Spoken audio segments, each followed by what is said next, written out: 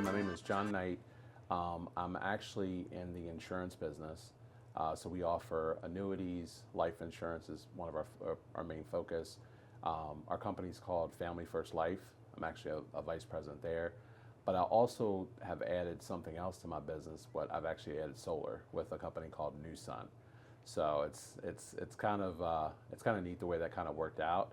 But it kind of works with what they're dealing with anyway because it's one of the things they always have to pay, and we can actually save them money on it, and then that in turn makes the life insurance almost free or more affordable. Because with everything going on with inflation, everybody's trying to figure out a way to save money, and with the solar, we can actually control one of the bills that they have. So it's something that came about just because of, I think, circumstance, but um, I'm very thankful. That's actually really new. So Wow. yeah. And can you expand a little bit on solar? So is that Okay. just another insurance company that you merge with, or is it a different type of service that's added on to what you already offer?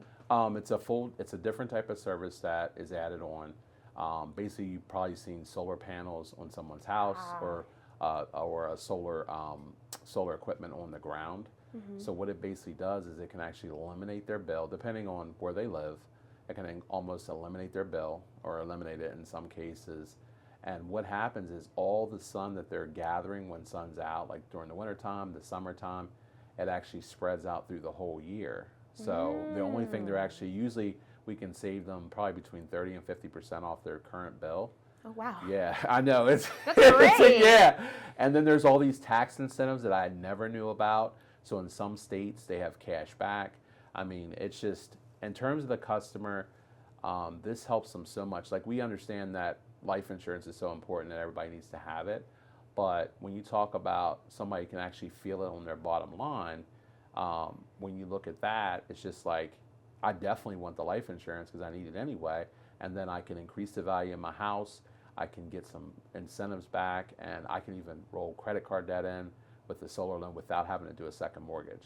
Wow. So yeah, it's it's when I heard the first presentation for a friend of mine, I was just blown away because I thought I said yeah I understand pretty much how I had no idea how solar works. You learned a lot, huh? Yeah, I learned a lot. I learned a lot, and when I heard that, I said everybody that has um, that it would work in their area, they should have it because even like if the grid would go down, some of the systems can last like two days, you know, and so that's I feel like that's incredible. If you don't have some type of generator, at least you have, you know, a couple of days of light, Yes, you know. absolutely. And so yeah, so that's basically what I do, and it's basically financial services using life insurance. So we use all of our license. They always say it. So usually we're dealing with final expense, which helps you with like burial insurance,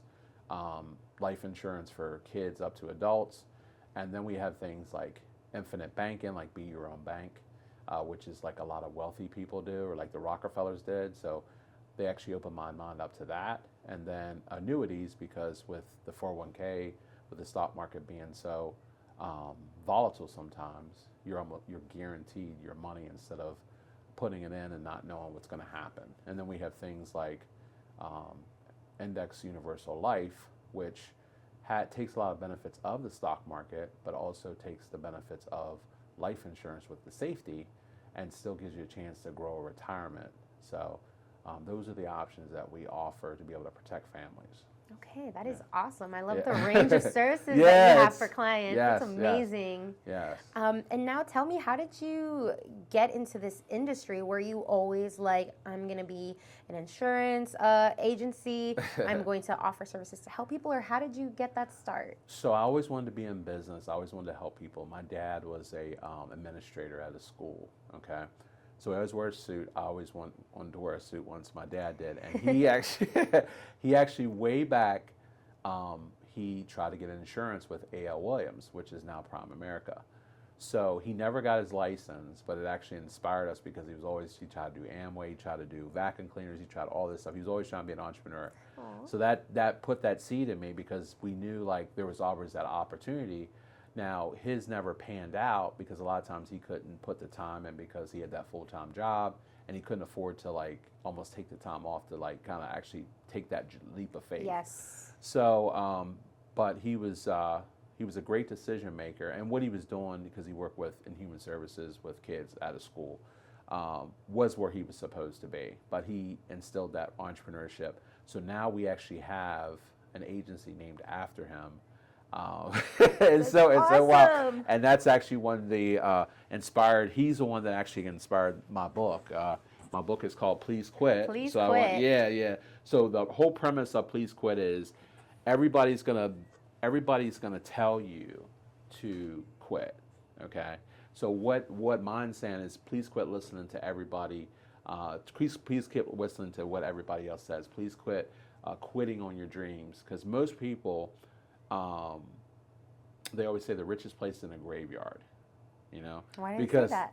because all their dreams are buried in the graveyard. Yeah. So, and I'm not sure who was the person that said that, but that always resonated with me. Because so many people give up on their dreams. Like, it took me 5 years to write that book. I started that book, and I'm sure you've heard of Grant Cardone with the 10X Growth Con. Yes. So I went to Growth Con, and that's actually another thing I wanted to add too. So that also birthed me wanting to speak too, okay? Because I saw a speaker give like a 30-minute presentation and then do an offer. So that's also what I wanted to do too. So I'll bring it back. So once I left GrowthCon, I decided that I wanted to write that book.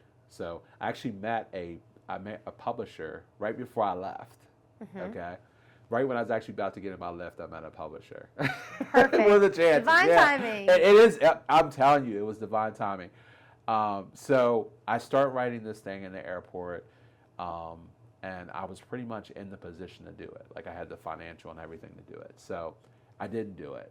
Okay, and the reason why I think now, looking back, and like, you know, Steve Jobs always talks about, you know, you don't really understand it, you know, when you're looking forward, you only understand how the dots are connected looking back. And that's just paraphrasing. But I didn't have enough experiences going on to actually write that book.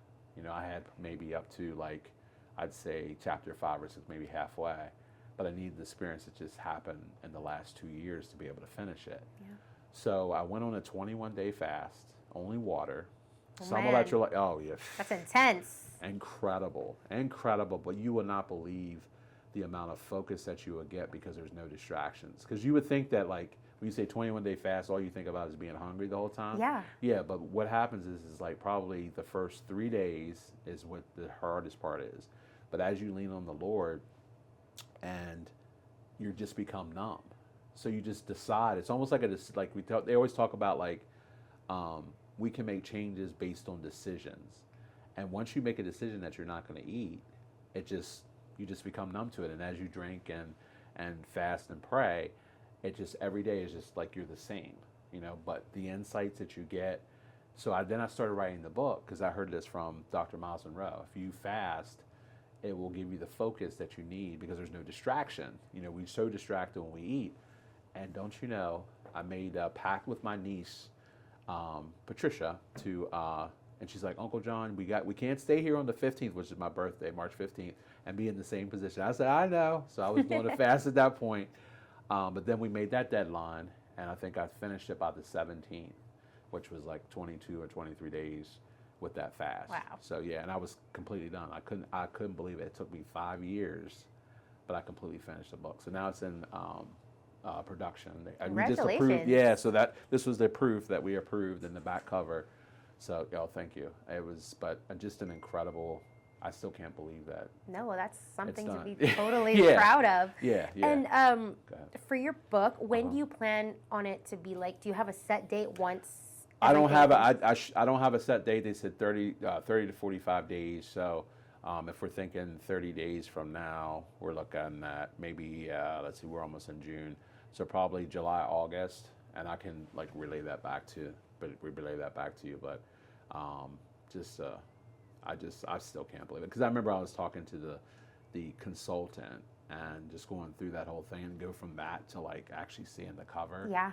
Yeah, it was.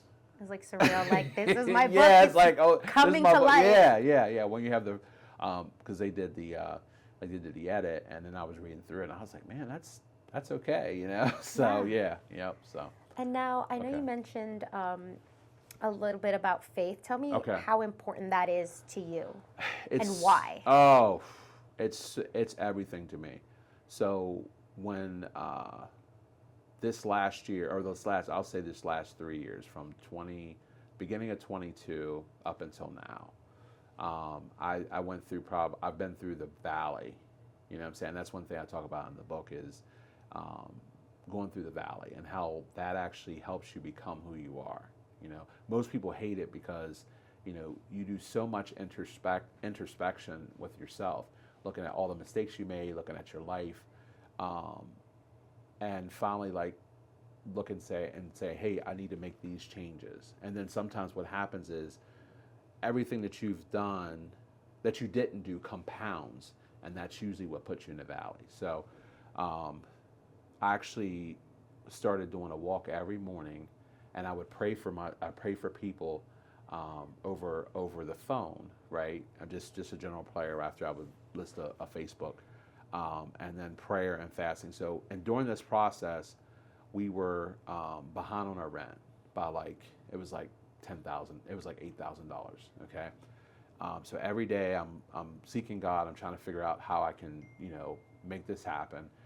I'm I have no confidence. Like, I'm a pretty confident person, but I've lost all my confidence because of some things that happened with my business and some of the partners that I was dealing with, and I just couldn't get back up. And I've had that happen before, so I don't understand why it was taking so long and why, you know, and it's still kind of a process at this point. So just fasting and praying and reading the Bible and listening to, you know, Dr. Miles Monroe, listening to Dr. Myron Golden, and trying to get insights into what is going on with me. So what I finally figured out is I had some negativity, because we have some negativity sometimes in your home front, and you have some negativity on the outside. And what happens is I wasn't getting enough, feeding myself enough to be able to combat that. I've always done it in the past, but having it on the outside too, that just destroyed my business. So I went to the point where I was doing six figures, to the point where I was like almost back to working at like a McDonald's in terms of income, or to Uber. Well, it's Uber and Lyft. And that's what I was doing. But the one thing about doing Uber and Lyft is it made me understand how to work through tiredness. It made me lean on God, because, you know, anybody that gets in your car, you don't know if they could kill you. And I wasn't about carrying a gun. And I was actually working in one of the toughest. Harrisburg, Pennsylvania is one of the most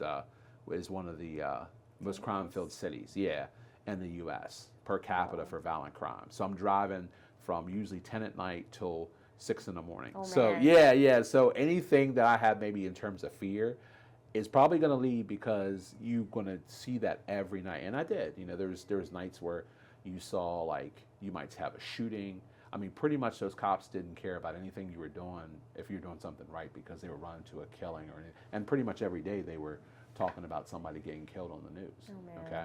Scary. And it's so scary. So what happened was I ended up having an accident that stopped. Let me go back. I stopped doing Uber. Okay, God pulled me out of that situation, and my first week I did like $8,000, which is what you're supposed to do, like with my business, right? And then I got distracted. Because I started looking forward, like with my book, because God was also talking to me like, hey, you need to build this community, you need to get this book done. So I started looking at that, and then I started looking at AI, because AI is huge now. But at that point, it was just kind of in infancy. So I wanted to be able to implement that in my agency. But it was like, we'll say 2 years too early.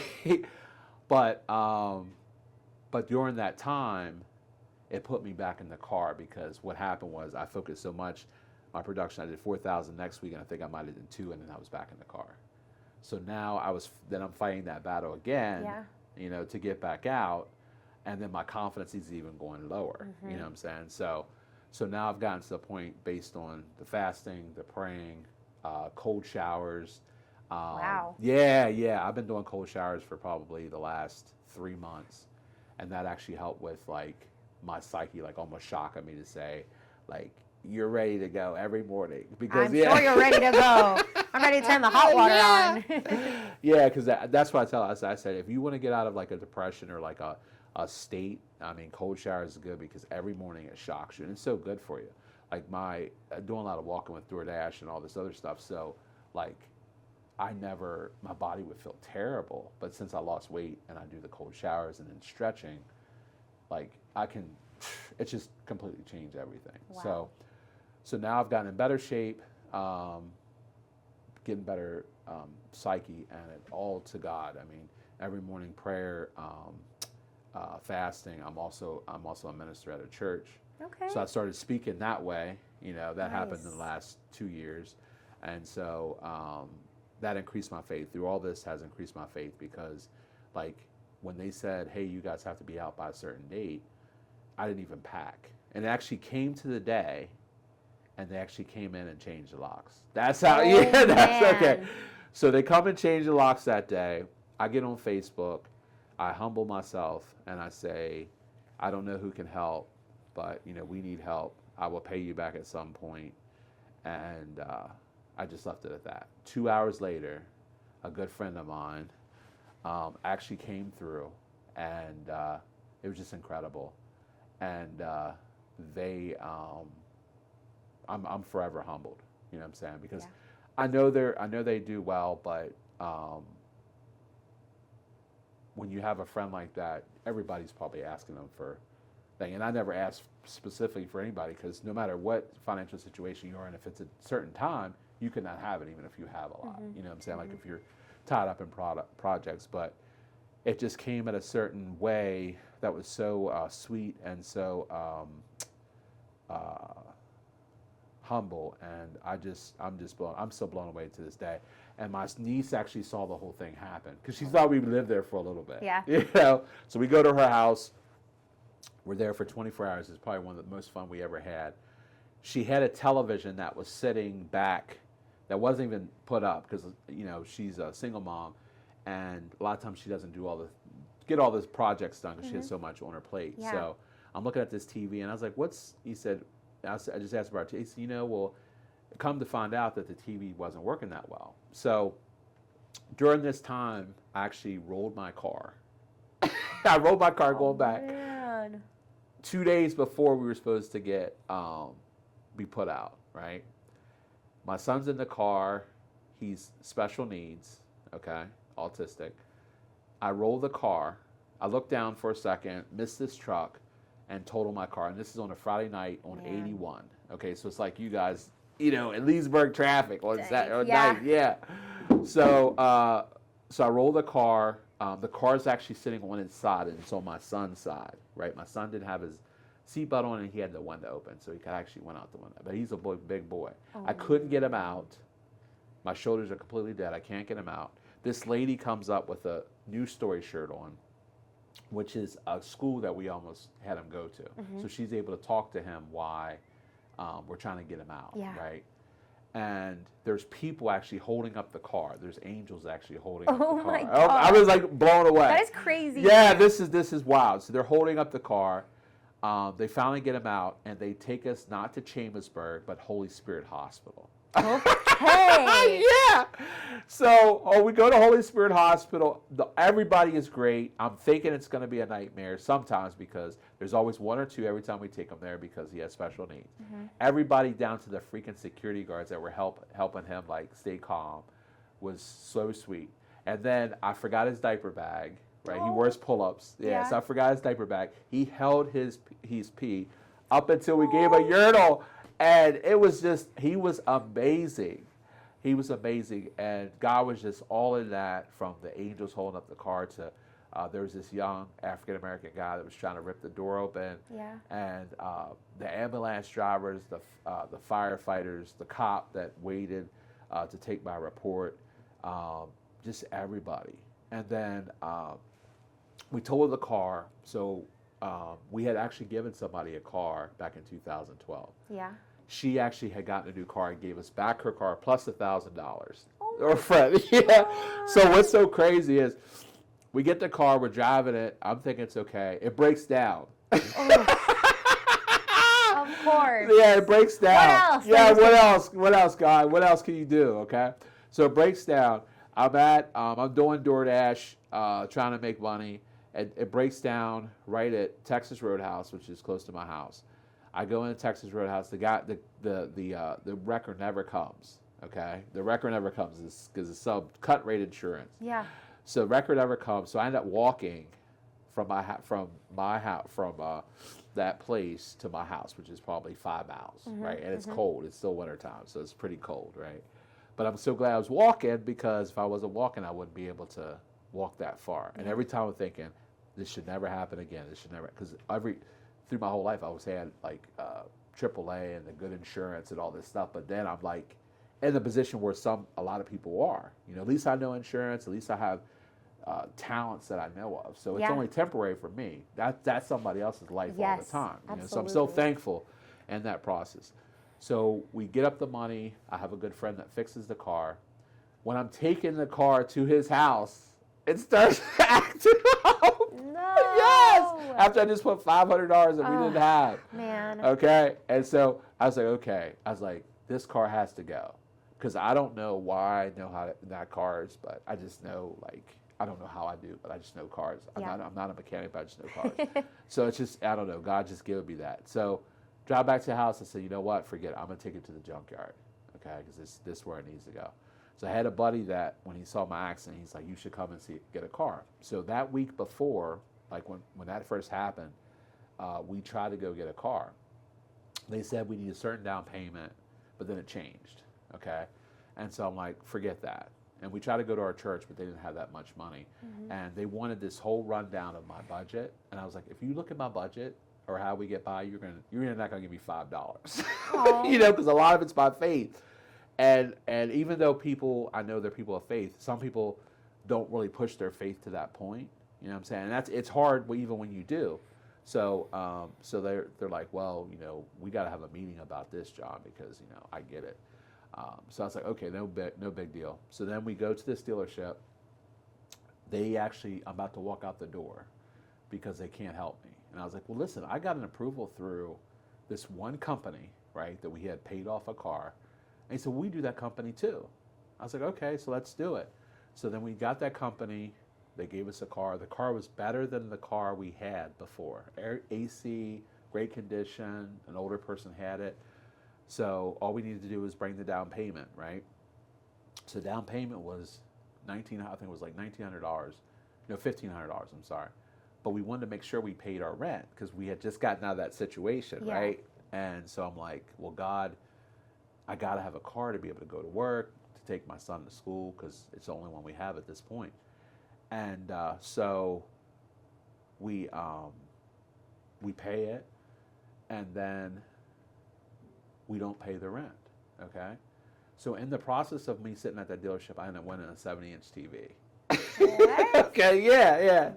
So I'm thinking, okay, I can sell the 70-inch TV, and use the extra money to help pay the difference in the rent. So I wanted my niece to buy it. And so long story short, I had a bunch of people that reached out to me, tried to sell it online, tried to go to a pawn shop. I couldn't get this TV sold. So I just said, okay, God, I'm just going to give it to my niece because I really appreciate her, keeping us at the house and stuff like that. So I surprised her and I give her the TV, brand new 70-inch TV. And then a couple days later, I got a deposit for like $500. What? Yeah, From where? I think it was like an insurance policy or something like that. Yeah. So the business kept paying, and it's just God's been looking out left and right. My son goes to a Christian school. There's been times when they covered the cost of his tuition, or money came in that I wasn't expecting to pay his tuition. Just stuff like that. I mean, God just worked through our life through this whole thing ever since we moved out. I just can't thank him enough for what he's done. Even like me sitting here with you, it's still a miracle because now I got a book coming out. We scheduled this. I was able to talk about the book. One of the things is to become a speaker. So obviously, doing the headshots, it's going to be huge. And then all the experiences I've dealt with that were supposed to break me, and the whole reason for my book, Please Quit. You know, and then on top of everything else, I got my team taken away from me. My insurance team taken away from me. Yeah, Why? just recently. So what happened was I've been juggling this debt from other people and even though I'm responsible for it, even though somebody else did it. And basically, these people was given to me by somebody, and I was used based on a relationship that we had. So I didn't actually verify if there was any issues with the people, because if I didn't trust this person, I would have never taken them. Because I worked at another insurance company before, and I wouldn't take anything from my upline because I knew how he felt about me. Because the first conversation we had was, I don't, or what did he say? He said, I don't tolerate stealing. This is the first conversation that he has with me. So what does that tell you about how he feels about you? Yeah. So that's the first conversation he has with me. I was like, oh, that's fine. I was like, but then anything he offered me, I never wanted it because I knew how he felt about me personally.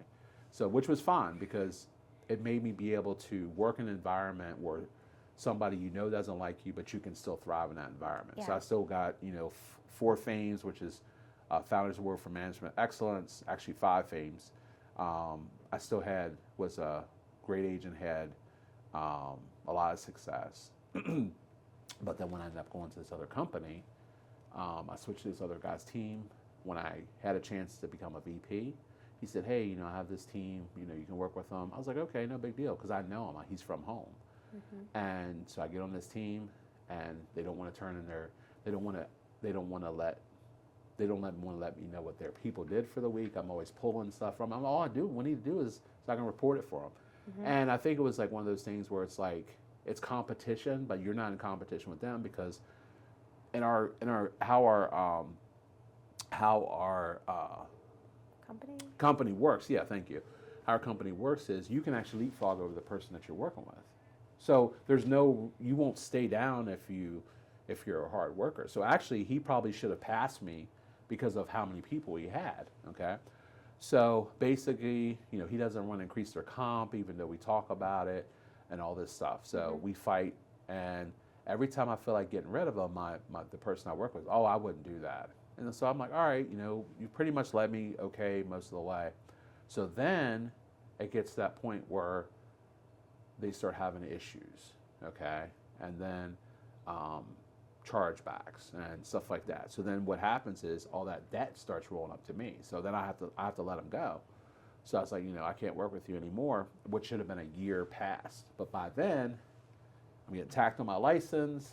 I'm in all this stuff. My confidence is down, and now I'm stuck because I have to make sure I pay it off so it doesn't affect him, the guy that I've known from back home. But then I can't move because of how I feel inside. Yeah. You know what I'm saying? So then what happened was you're juggling those balls. One finally drops. It's not very much. It's like $2,000, which is nothing. But it doesn't take 30 people to pay off $2,000. It's just an excuse to get it. But it was actually kind of a relief because, when you're just in that place where you're stuck, something has to break, But what I think is, when that does, it's not going to be as profitable as they think it's going to be, because the way the compensation is built now, it would have benefited him to take those people. Yeah. You know what I'm saying? But and I wish all the best for him. You know what I'm saying? And I actually have no ill will or anything, because I know I did everything I could for my people. So my people were having record years, and we were actually pacing to $1 million this year. And everybody on my team had record numbers, but I never let them know what was going on with me personally. My sister knew, but she's still having a record year. She had double what she had, so she was a 6-figure earner. She almost hit 200,000 last year. I had a guy that almost hit 140. So everybody was having record years, and then everybody that was like either kind of stagnant or wasn't doing much started actually getting back in the game and writing business. So we would have had a really good year. Yeah. So, and then could talk to you all no, day. that's Like, okay. this is awesome. You do. Yeah, thank you. Is there anything that we haven't touched on that maybe you would like for our listeners to know? It can be about either your business or your book coming up or anything else that I want to make sure we hit all those key points. I want everybody to get the book, because it's actually, I'm actually going through it right now. You know, everything in my mind probably makes me want to stop or leave or forget what God has called me to do because of all the challenges. You know what I'm saying? But I know that if I keep moving forward, that things are going to work out, you know?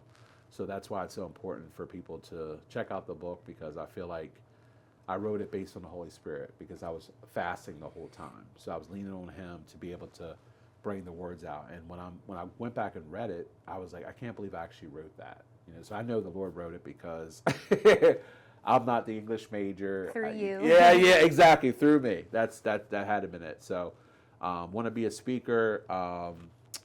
So important for them to, even if they're not getting life insurance or insurance through me, to make sure they cover their families, because you just never know. I had my dad pass away in 2018 if we didn't have insurance. Sorry about that. Oh, yeah, thank you. If we didn't have insurance, if he didn't set up insurance, my mom would have been in a bad position. And my sister ended up passing away in 2020. Yeah, 2020. Not from COVID, but she stopped taking her medicine, and just some things happened. So Ended up having a sorry. stroke. Yeah. But life is so short, and that's why you have to do everything that God calls you to do. And people actually need you to do what you're called to do. Yeah. And so now I feel like I'm finally doing my calling. I finally finished it. Now I have some like courses and stuff I still need to finish, but in terms of the major thing about getting that book done, and that's one thing that got me distracted, because I actually saw the blueprint. You know, Myron Golden, and what's so wild about Myron Golden is Myron Golden's birthday is the same day as my dad's by 20 years exactly. Oh my. Yeah, Wow. yeah. So when I saw him, and he looks like a prophet out of the Bible. He has a gray beard, and he's so well read. He actually uses the Bible to be able to help in business. So he takes everything from the Bible and associates it to business. He's incredible. Yeah. So when I looked at, he was the one that jumped out to me, and also Russell Brunson, who's actually a man of faith too. Mm-hmm. And they actually gave me the blueprint through ClickFunnels, where I could build the community, I could sell the book, I could go to get a mastermind doing coaching. So I'll do all that too. Awesome. So that'll all be built in. And I'm just trying to think of anything else that I can say. Oh, make sure that you check on your parents. Like, I actually need to go out to Arizona and see my mom, because I'm like, and my spirit keeps telling me that I don't know how long she's going to be here, because my dad's been up there. Now my sister's son is actually of age. Mm-hmm. So, you know, I'm kind of worried that she's like, maybe doesn't feel like, hey, I'm doing a lot now, because pretty much that's the last job she has done. Yeah. Yep. So, and then the book talks about discipline, and my mom just personifies that, because I didn't know my mom didn't like to cook until I was in my 20s. Aww. But she cooked every day as if like you It was thought her she loved. passion. Exactly. And like Mike Tyson said, I do know this one. Mike Tyson always talks about discipline is doing the thing that you hate like you love it. Yep. Yep. And she did, and I didn't even know that she didn't like to cook until my 20s. Just for you. Yeah, just for me and my four brothers and sisters, and it's just incredible. And then we lived at a place called Scotland School, and you'll know about this in the book. And there's a lot of things we couldn't do because my dad would have to pick between us and the kids. So we never got a chance to go there. We went to another school because then he would have to pick, and it was so genius, but you don't understand that as a kid. You know? Yeah. So once we got of age, we got the chance to like play basketball and stuff like that. But I know why. I didn't understand then, but I understand now why things had to be that way. But we learned how to be able to compensate in any environment because of what we learned at that school. And I actually had a chance to actually try to buy that school recently. Yeah, with creative finances, which is another thing that I'm working on too. Is called Subject To, but I actually do through like the owner finance, and so I put a deal together. God helped me with that. Put a deal together to actually have the owner, because I didn't have the money to actually finance the deal. So I wanted the owner to finance the deal, and we would build like fix the whole place up, because that's what it needs. It's so big, it needs a vision. Yeah. And that's what we had. We had a big vision. Now somebody else bought it and they're fixing it, but if ever it comes to fruition again, at least we wouldn't have to spend all that money to fix it, because it was like 50 or 60 million. Absolutely. So like I said, God, you just have to answer your call, no matter how difficult it might be, and that's the biggest thing is. God knows it better more than we do, and if we just follow what He has, even if you don't have the resources, He'll provide those for you, and He'll like put everything in place. Like I'll even tell you this, okay? So, even right before this happened, so yesterday, I had all these issues with my insurance because I've been making as much money, so I've been having insurance sometimes canceling out. So we finally got all my insurance straight. And I get pulled over. I'm doing DoorDash, and I get pulled over by the police, right? And they're like, "Hey, your registration's suspended." Oh no. So I don't have a car, and we only have one car. So I'm like, "Oh my gosh!" I said, "What am I gonna do?" So I'm like, "Hey," they're like, "Well, we understand. You know, I've had it happen to me." And I was like, "Well, you guys want to follow me home because they could have taken my plate." You know what I'm saying? And then I had no way to get here. So so they said, "Oh no, we're good." So then as I called around, I found out that all I had to do was. They had the other information I had to send in to get it taken care of. I just needed my insurance information, so all I had to do was pay $20, and it was taken care of. But I had the $20. Oh my goodness. Yeah. So my son ran out of pull-ups, and my wife was just she was so upset. She's like, "What's going on?" So I was like, "Well, let me take the $20 and fix the thing for the thing, and I'll go do DoorDash, and we can get the rest of the money." So that's what we did. Yeah. And then it was all taken care of. But this right up into the end. Now I'm thankful that I got pulled over instead of her because my son might not understand and would have been all upset maybe, when the cops are there. But what are the chances that they pull you over at 1:30 in the morning? None of my headlights were out or anything like that, and at least let me know that it was there because they could have taken me in too. So those are the grace of God through everything, and then being able to put it all back together. And I also think it was like saying to him is, John, this is the time to get back into your business. DoorDash is not going to take care of, and I've been hearing it from my wife, some other, DoorDash is not going to take care of you. It's fine, but it's not for you because your abilities are so much higher than that. Yeah. But it did help me get in shape and take care of my family. So important to do what God's called you to do. That's amazing. Yeah, I love that level. story. Oh my gosh. And now for my final question. Sure. If you could leave our listeners with one message, like a parting word, a mantra that you live by, what would that be? What it is, please quit. Perfect. Because, like I said, everybody's going to want you to quit what you do. I remember when my sister came, I talked to my sister about insurance. This is way when I first started. And I had a briefcase. And she's like, come get your suitcase, right? And obviously that cut me pretty hard, right? Because I just started a business. And now my sister's actually working with me, making double what she made at her other occupation. So how many times do you have somebody that maybe doubted you and now they work with you and have actually, they passed me at this point, you know what I'm saying, in the business. So it's please quit denying what God has given to you. Please quit listening to what everybody says to you. Just please quit giving up on your dreams. Please quit not believing in yourself. So basically it's just that mantra, please quit, which means the opposite of what it's actually saying. trying to say. Exactly. Awesome. Well, thank you so much for being here today and for sharing your story and about your book. Will that book be available on Amazon, on your website, all that? Yeah. It'll Once be it's on out? Amazon. The publisher is Xlon, which is XULON Publishing, or I'm sorry, Xlon Press. That's a Christian publisher. And then my website, which is on ClickFunnels, is johnnKnight.com. Okay, so it should be available in there too. I just need to upload it and figure out how that's going to work. But at least Amazon and that publisher. And I also wanted to give a shout out to my good friends at Chambersburg Waste Paper. They are in Chambersburg, and they actually deliver. I think they might deliver in the area, but they just been like so supportive with a lot of different things. So I wanted to let them get a little shot of them because they've been just incredible people. Even though because they were one of my clients with Aflac, they've just supported me 110%. And they've even offered me part-time to work with them. So I'll actually probably help them with sales and some other things too. So that's Awesome. another thing I'm probably doing. So Well, thank you so much Yeah, for yeah. being here and sharing yeah, everything. thank you so much. You did Lowell. Yeah. amazing. Thank you so much.